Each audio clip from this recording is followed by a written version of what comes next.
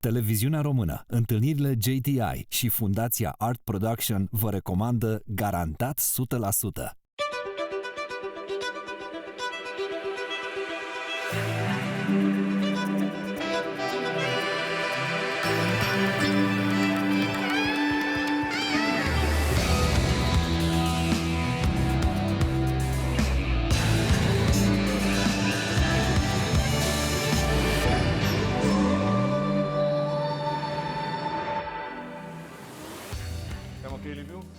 Ok?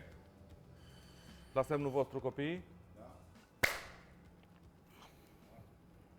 Rock and roll.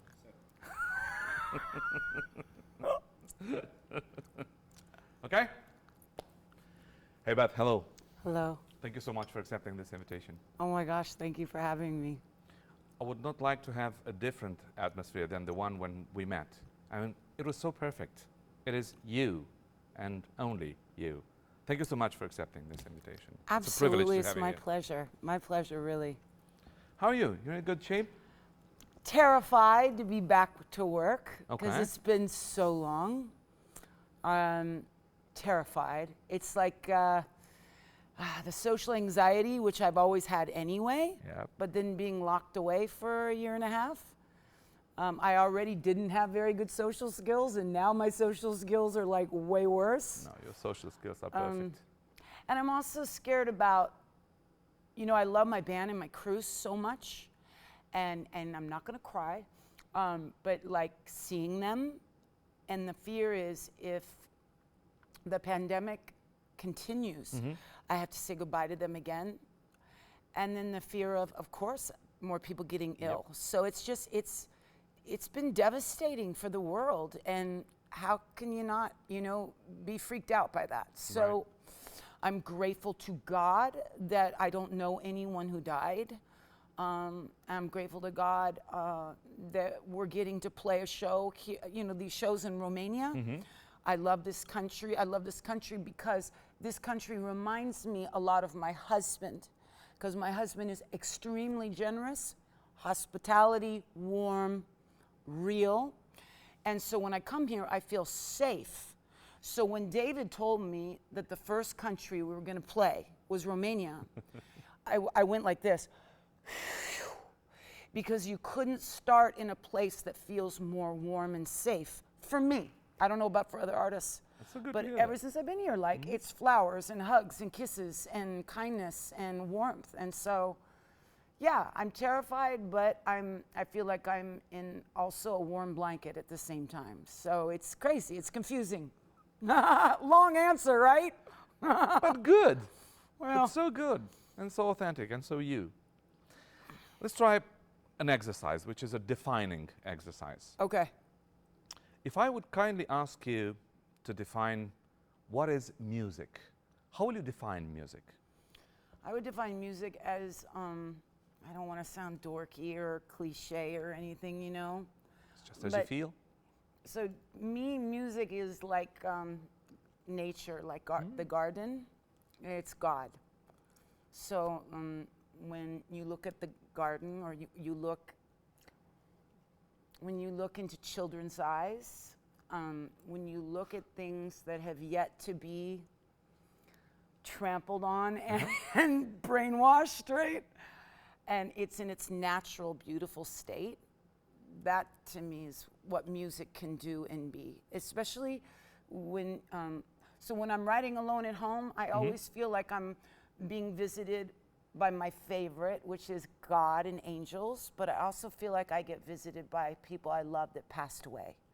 So it's a spiritual experience in that way of being visited, but when I'm working with other writers and other people, this is different. This is church coming together and being vulnerable enough with each other's joy and pain, which to me is the definition of an intimate relationship. And yeah, so. Since you spoke about this state of grace, yeah, you've been studying classical music in a very serious way. Classical music is something very close to you. How important was or still is classical music for your way of expressing yourself? So it is the perfect definition of mental illness. And this is why I love this genre more than any genre. I would say after classical music would probably be a mixture of blues and jazz and soul would be my favorite. Also, I really love hymns, old country, Virginia mountains, yes. But the classical music represents a mind gone chaotic. So the dynamics are vast. Yeah. Whether it's in German or Italian, German is my favorite type of opera, but I love Italian opera as well. But it's just, there's something about it that really expresses the horror and the miracle and joy of life and the ride of it all. So I can't get enough of it. And then you listen to someone like Maria Callas and you want to go bury your head in the sand because you know you'll probably never witness anything more beautiful than that again, ever. And then of course you have Barbara Hannigan, who is the living, and she is a genius, right? And she's insane. She's conducting while because she sings and she singing. conducts, right? I know. So yeah, I mean, they're the best. They're the best. Do you still have any favorite classical composers now? Well, always Beethoven has always been my very favorite. Rachmaninoff would probably be my second, but I love Joseph Haydn. I love. But there is a modern composer now, and I cannot give you his name. I was just in the room with Hans Zimmer, who I'm a massive fan of. And Hans Zimmer told me the name, but I'll tell you the name of the piece. And for anyone that watches this, you have to go on YouTube, because Barbara Hannigan is actually singing it. And she's the only operatic singer who can do the material. And it is called The Macabre. The Macabre. It is ridiculous. It's no, you know that the composer who wrote it has to be insane. It's so brilliant. And then for her to be able to sing it, it's remarkable.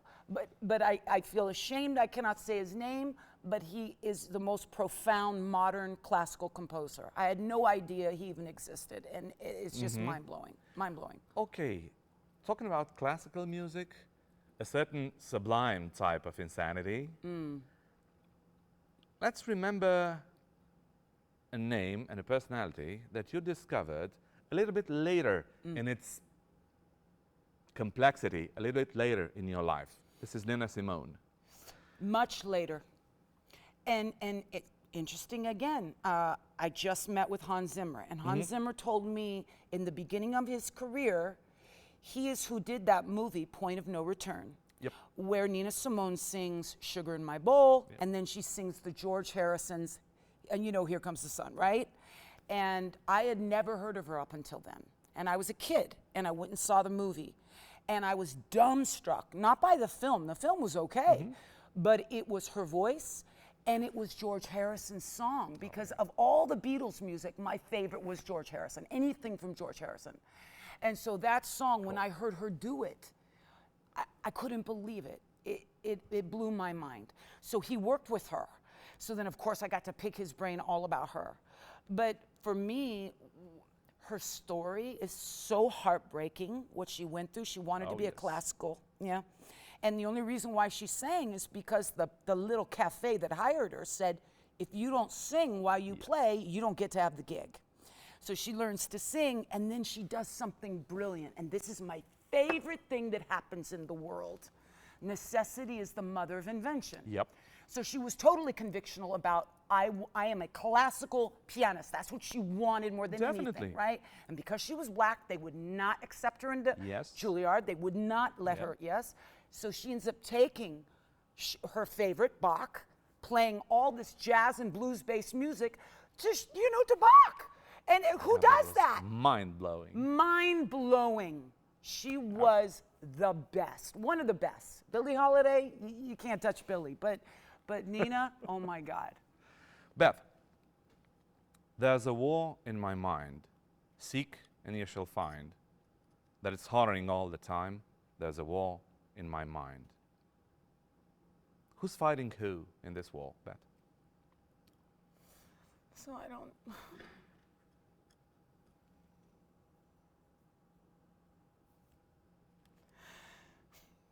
Is that okay? Yeah, it's just. Thank you. So the story behind that song. Yep. Is I had been sober for about 6 years, and then I went back to using again, and I knew I wasn't going to make it because I was just going to kill myself. I couldn't take it anymore, and I couldn't do that to my husband. So I prayed to God one morning, and I said, I'm gonna take myself out today. If you take away this craving, Literally. if you take away the craving, I'm not going to do it, but you have to take away the craving. So I heard a voice in my head. Sorry to sound so wacky, but the voice said, go to this church. And I didn't care what denomination it was. I didn't know what kind of church it was, but it did say, go to the church at the corner down the That's the street place from where your you house. discovered the Korean preacher? Yes. I walk in, and the entire service is in Korean. I don't understand one word, and I'm looking up to the heavens and saying, are you kidding me? How do I hear you? I can't understand this language. And the voice said, keep coming back to this. And one day, I'm not going to cry again. My God, you got to forgive me. I'm going through menopause, so I'm crying every 5 seconds. But one day, another Korean preacher gets up, and it's a woman named Pastor Kim, and she spoke in English. And she took me by the hand, because I couldn't stop crying during her sermon. She took me by the hand, and she started working with me. And I do not believe in everything that Christianity stands for, but what I do believe in is gratefulness, and I believe in forgiveness, and I believe in surrender, and I believe in service.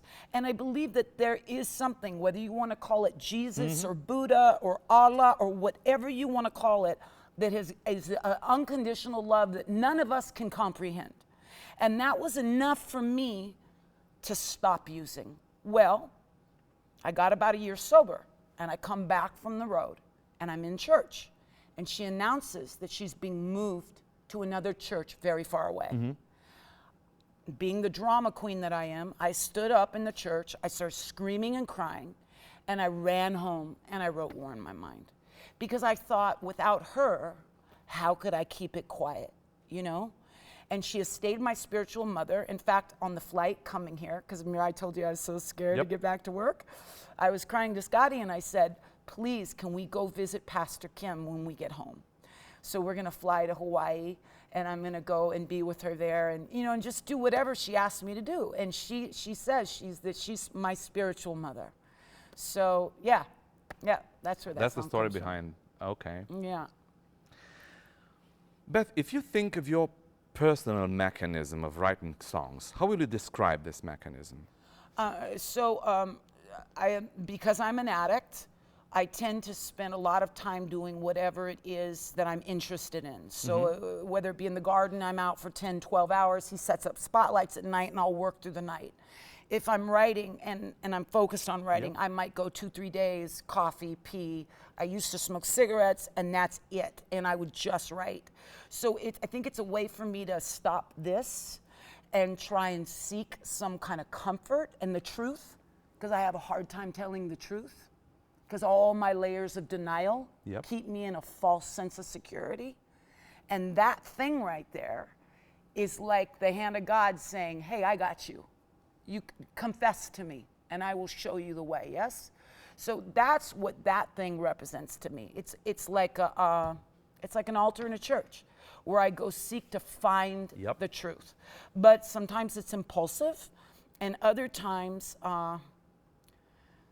even if I come up with nothing, it doesn't matter. Just being there is very comforting. It's you and yourself. No audience, no targets. That's right. That's right. That's right. Exactly. You said the only thing why I go to write is for healing. Yes. End of quotation. Yes. And that's why I started at 4. That's exactly why. Yeah. Because I was looking for God. I was looking for love. You also said, Beth, it makes me feel not so alone. Can you share now, for other people who are crossing sometimes this interior loneliness, how is it for you? How will you describe your loneliness?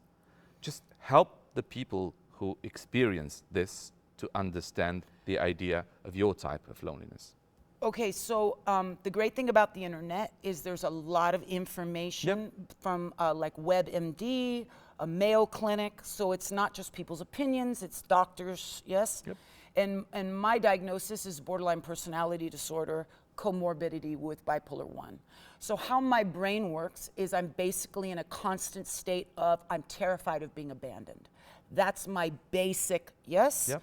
And what comes with that is a lot of self-abuse, because it could be the other. I could strike out and harm others, but you end up usually turning it against yourself. So my core desperation is to be abandoned. So even my husband, he has been with me now for 21 years. Yep. He's the most beautiful man in the world. But still, you ask him almost on a daily basis, I say, how can you take it? I mean, really, what are you doing here, right? So that's that thinking. So the loneliness in terms of that is, I know I'm not the only person in the world, unfortunately, that's struggling with mental illness or trauma. But the fear is I'm always afraid I'm gonna make people feel uncomfortable if they get to know me. So music, it's different because of that security, that, right? And if I'm with my closest friends, like people I've known since childhood, that's different. But even then, sometimes I'm like, I'll call up and say, hey, last night when we were having dinner, and I said this, did I hurt your feelings? Or it's a lot of that panic. So that, I think, is the loneliness is really the terror of being abandoned. I think that's where that comes from. Will you allow me to dig a little bit more into this? Absolutely. Hit me with it, baby. I spent a lot of time in therapy. I can do this. Yes. I'm pretty sure that this is a privilege for people experiencing similar things, and you express yourself so accurately. That's why I'm asking you about this. And you can help lots of people by telling this. Can you describe the distance in between depression and mania? Yes. Yes. So there's two types of mania. There's hypomania, which is the lesser degree. So that would be like under a bipolar 2. And it's feel good, lots of energy. You can stay up for days at a time. Right. You go, happy, happy, happy, happy, right? And then there's full-blown mania, which is delusional, paranoia, rage, sometimes voices, sometimes seeing things that aren't there. Not so much audible. Audible voices would be more in the realm of schizophrenia. But with bipolar 1, you can have hallucinations and more like screaming thoughts in your head that you can't turn off, but it's not audible. And that is much more terrifying than depression. Depression, for me, is a state of nothing. It's a state of empty. There is nothing. So it's not even really tears. When I'm crying, I know I'm feeling, so I'm alive. Yeah. But when I'm not crying and nothing, I just feel nothing, that to me is real depression. It's just a kiss from someone you love does nothing. You feel nothing. Your favorite dessert, nothing. A sunset, a sunrise, your prayers with God, anything. The most beautiful blooming flower, you feel nothing. How do you get out from the abyss of nothingness? So I do a combination of a lot of things. I surround myself with people who are very compassionate, honest, but in an empathetic way, not brutal, right? That's really important. Another thing is I'm very careful with synthetic medications. So there are certain medications I take and have taken throughout my life, but certain side effects have been damaging for me. So I've kind of learned how to blend the homeopathic along with synthetic. So for instance, I take Lamictal, which is a synthetic. It's a mood stabilizer, was designed for people with epilepsy, but it's a very mild mood stabilizer. So it doesn't really control full-blown mania and deep depression, but it helps. The other things that I'm gonna tell you about right now, very powerful. And I mean this from the bottom of my heart, it needs to be legalized, and it is helping me so much right now, is psychedelic mushrooms in microdose. So not a dose that makes you hallucinate, trip out and giggle and all that kind of crap. It allows you to do therapy where you're facing all your trauma, because trauma's never gonna go away. The flashbacks are always gonna be there. But while you're taking these microdoses, the brain and the amygdala at the base of the brain begins to rewire itself. So it helps you to be able to, when you have these flashbacks, instead of it only looking at it as on one way, oh my God, I'm gonna die, you look at it as, no, I'm not gonna die. I know what this is. I'm still gonna feel it, but I'm not gonna be so overwhelmed with the rage and the depression and the paranoia that comes along with it. And that is something I really believe needs to be, if I could smoke pot, I would do that, but I get paranoid. And I can't take it. Whereas with the microdosing of the mushroom, that has been amazing. And that was recommended to me by my trauma specialist, who's worked with me since I was 28. But I was afraid to take it up until now, because I had been taking very strong synthetics. And I, like I said, I had a lot of side effects that came from that. So. You're doing a huge service to people experiencing similar things. I sure hope so. Thank you. You said that sometimes there's a fear of living our lives. You don't have to have a certain mental condition for that. That can happen to everybody. Absolutely. It's a fear of living your own life. Can you make a portrait of this type of fear? Yeah, so I want to use a great quote from Miles Davis, bad motherfricka. And just pertaining to artists, but it can pertain to everyone. He says, it usually takes a lifetime to become yourself. So how I take that, what he means in his book, yes, is that when you're a child, you're free and you are who you are. But as you develop, often, whether it be from bad parenting, even if you have great parenting, maybe it's from bullying in school, maybe it's from crooked teachers, maybe you're raped at some point, some type of trauma, something you witnessed, whatever it is, and you begin to believe that your value is not based on who you are, but instead of what you do or what you accomplish. And that skews you away from your greatest treasure, and that is just being who you are. But it takes so much courage, right? So much courage for us to re-embrace who we were when we were children. I think of his quote on that, and I love that quote. It's a wonderful quote. Do you ever have stage fright? Oh, yeah. I have going to the market fright. I'm not kidding. But I say, too, the more I tour, so like when I'm out on the road, I always think I'm going to die in the airplane, every time. And then if I'm doing a lot of flying on that tour, I begin to settle down. Usually before every show, I'm terrified. Sometimes I'm cocky and overly confident, but usually terrified. But usually once I hit it out there, I let go and get free, unless my mind isn't working well. And then that's when I'm thinking, this is what I think. I swear to God, it's horrible, but it's kind of funny. Hit me. So in my mind, this is what I'm thinking the crowd's thinking. This is the worst show I've ever seen, and I want to walk out, but I don't want to hurt her feelings. So I'm just going to keep looking at my watch and hoping to God she ends this show very soon so I can get the hell out of here. And that sucks when that's happening, but the silver lining is I think it keeps my feet on the ground, and it helps me to know that it's not really about us up there. It's about all of us being real and sharing how we feel together. Yeah? Beth, when you're on stage, it's essential to be there. You have to be there. Yes. How do you succeed to do that? How do you negotiate with yourself in order to succeed to be there with your whole mind, with your whole soul?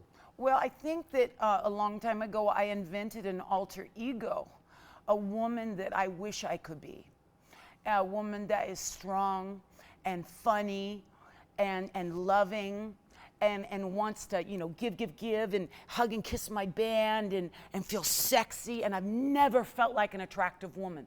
But sometimes when I'm up on stage, oh my God, I feel like a bad motherfucker, you know, and it changes. So I think that the alter ego helps with that. But I was just talking to my shrink about it the other day. In fact, I was also talking to my daddy about it the other day. And my shrink said something so beautiful. He said, your value is not your art. That's what you do. That's not who you are. Oh, yes. He goes, who you are is a wife, is a daughter, is a sister, is an aunt, is a friend.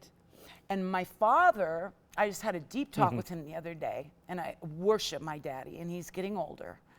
And my dad has a very heavy heart. His mother committed suicide when he was young. Yep. He had just had a really tough upbringing. And he believed that his only value was making money.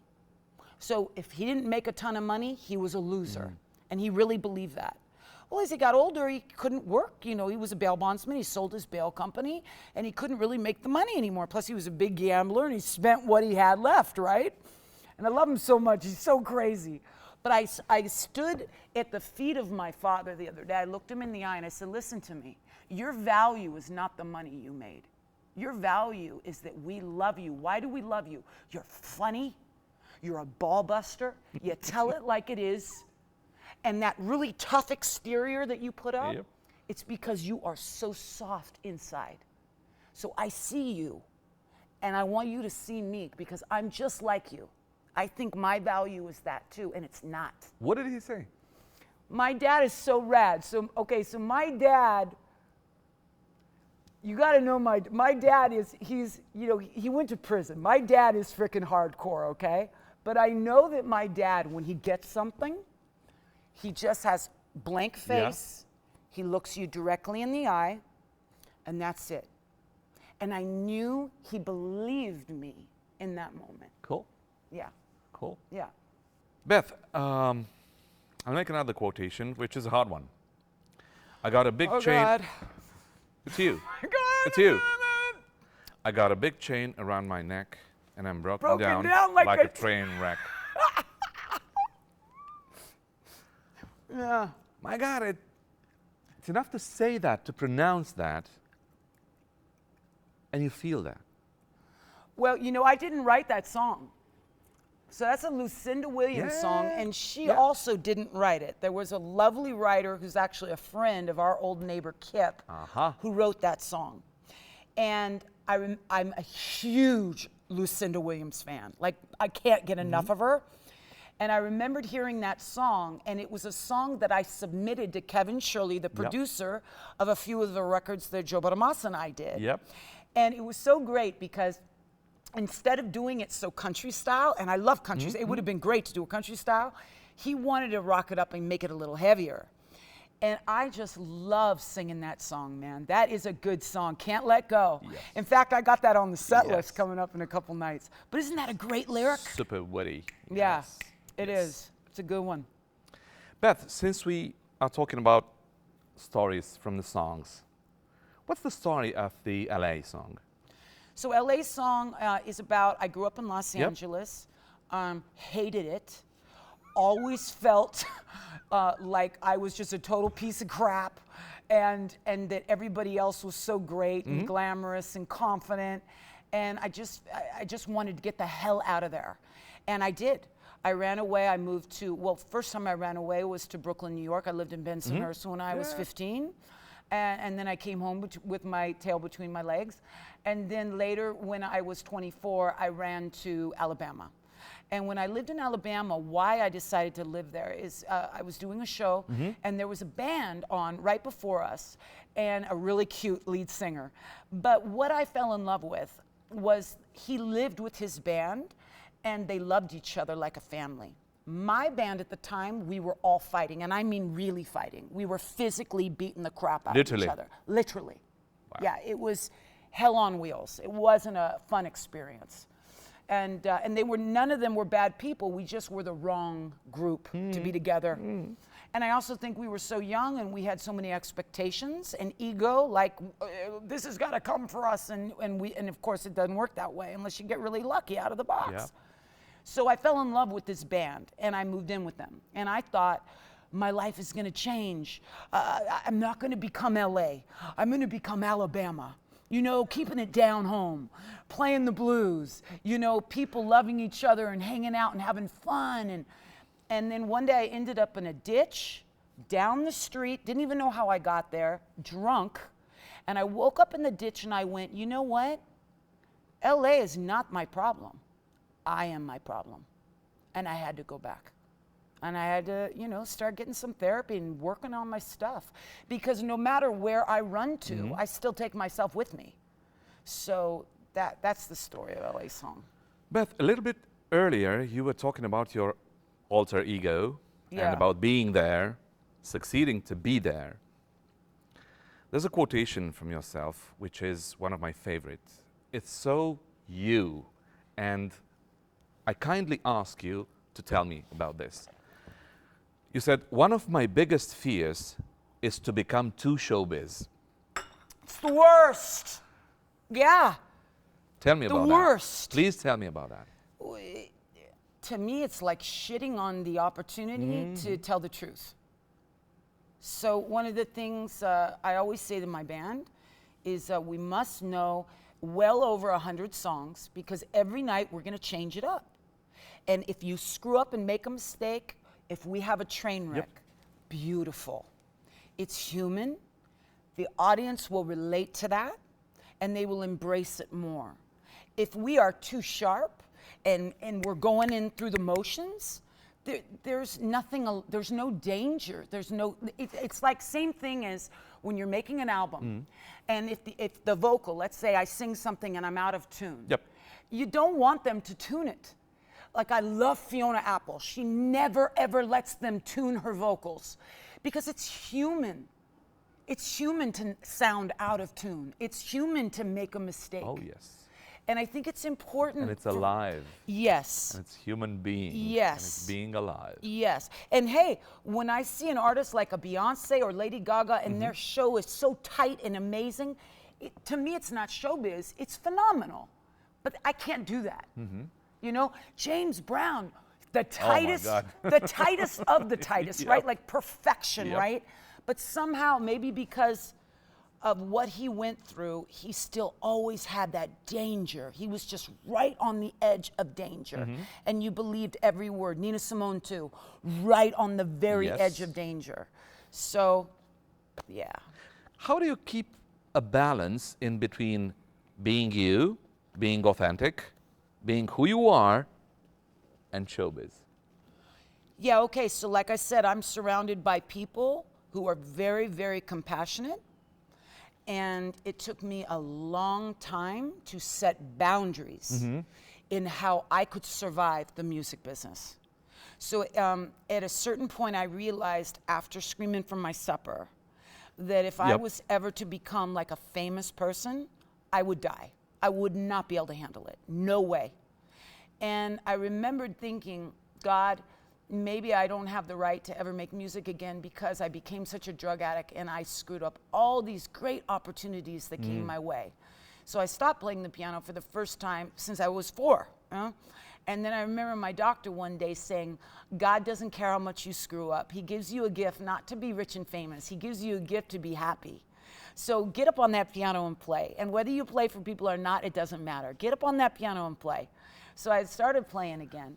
But when I started back out working again, I got really blessed in that it started very slow because I'd lost my big record deal with Atlantic. So I started only in New Zealand at first. Then it went only to Holland.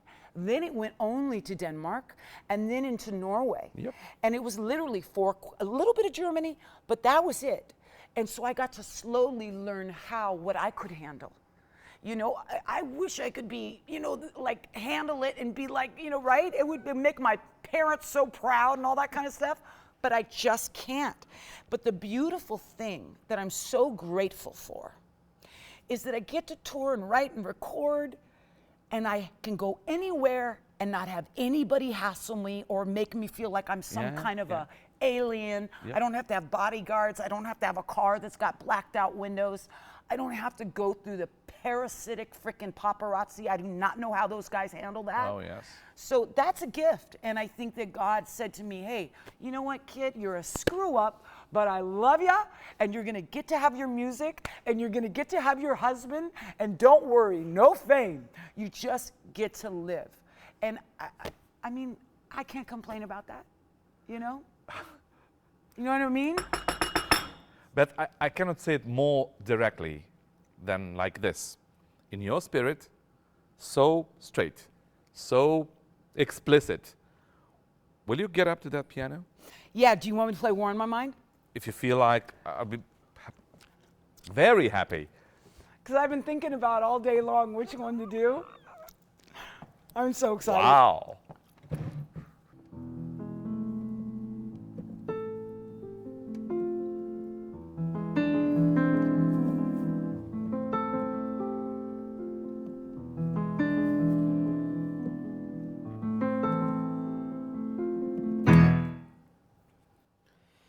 War in my mind.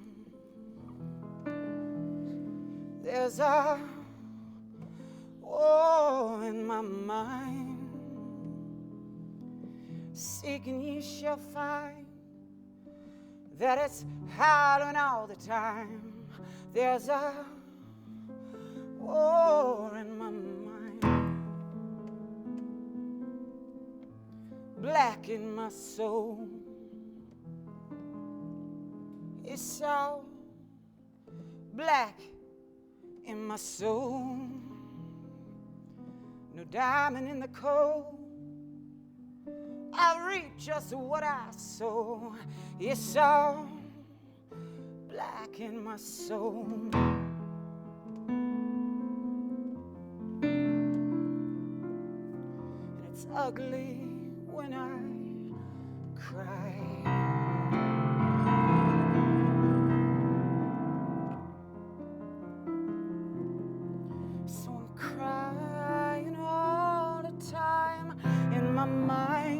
Where it builds and it climbs, and this is more than I can handle.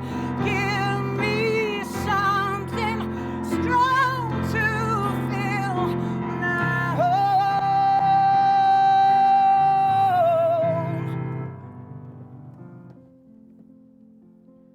I make love to the war. So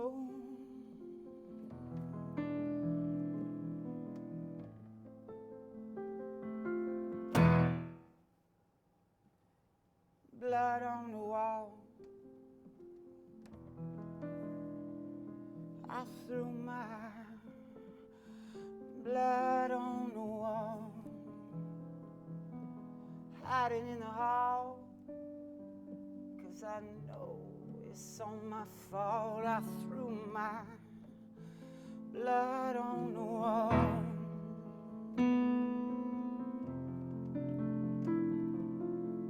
And it's ugly when I try.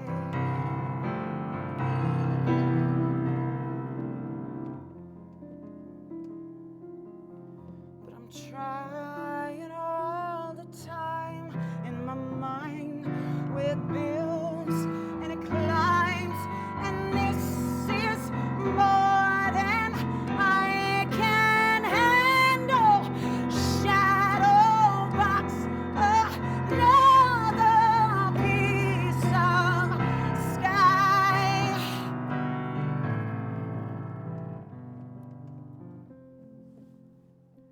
Well, I make love to the war in my mind.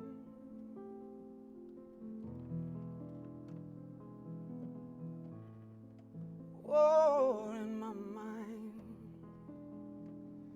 I got war in my mind. A lot of war in my mind.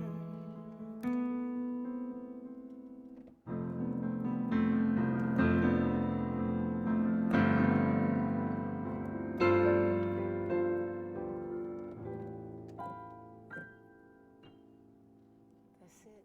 Oh my God. Beth. Thanks, man. Can I do one more? Oh yes, Can I come really? on, get out of here, of Okay, course. Scotty, I want to do the song for you. Okay?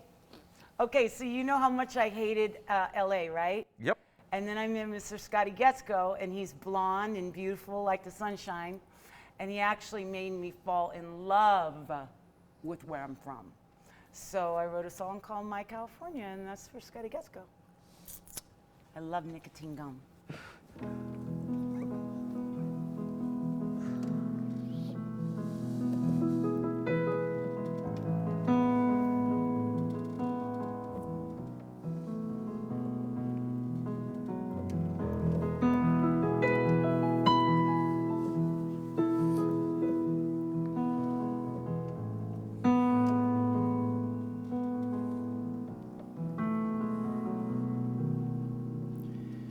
Calling California, is anybody home?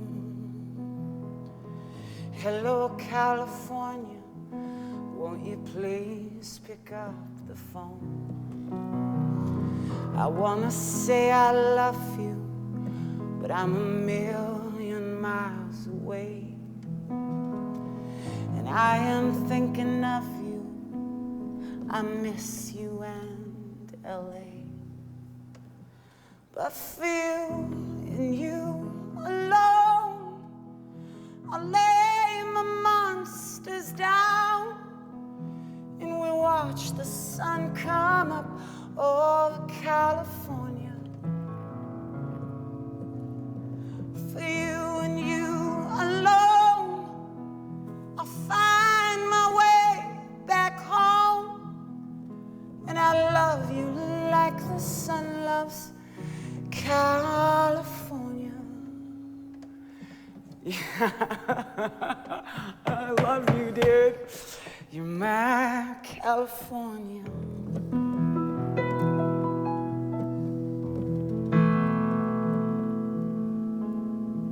But I have made you suffer, left you waiting in the rain, while I was chasing demons through the deserts of my pain.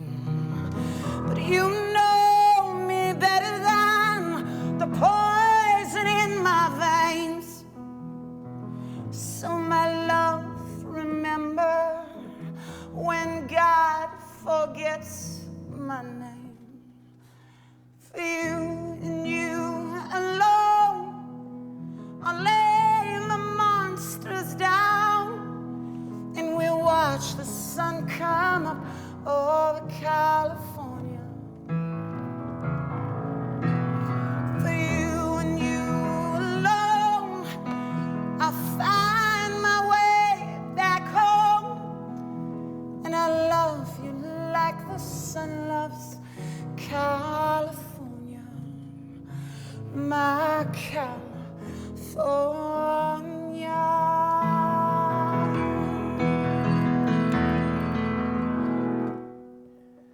I wanna feel the ocean breeze and let the waves wash over me.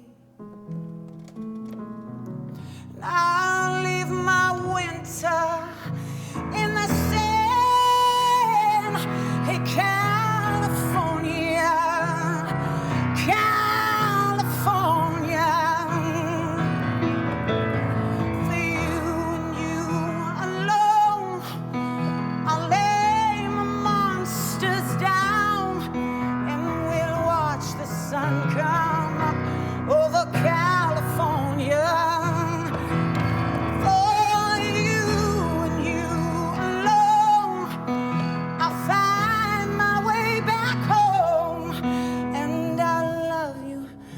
Like the sun loves California, you're my California.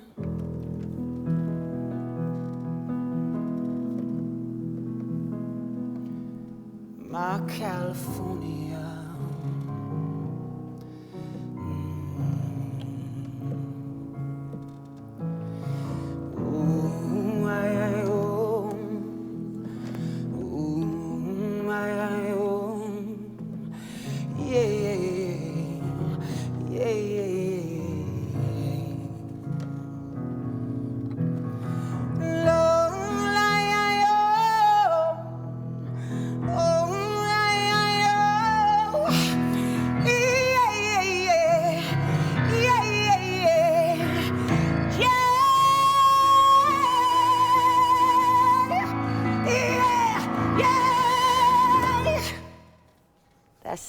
My God. Like California where Scotty gets go. Thank you, Beth. Thank you so much for having me. Come on, what can I say? I mean, I do have to ask for a hug.